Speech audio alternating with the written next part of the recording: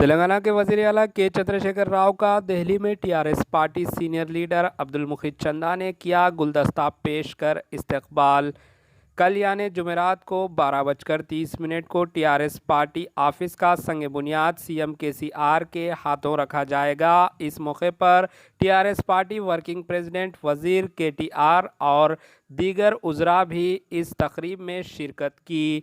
इस मौके पर माइनॉरिटी लीडर्स की जानिब से TRS party senior leader Abdul Mukhit Chanda, उनके हमरा व दीगर भी मौजूद थे। Bureau report, AHN news.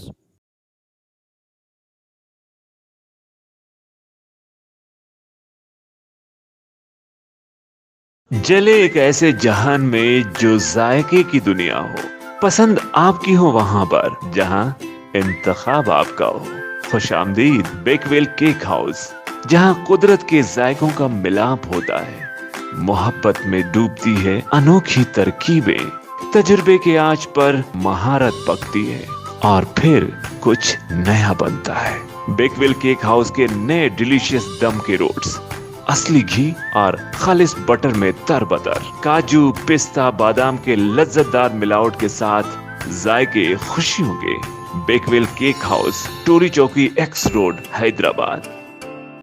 हमारे एएचएन न्यूज़ को सब्सक्राइब करिए ताकि आपको नोटिफिकेशंस आते रहे वक्त पर।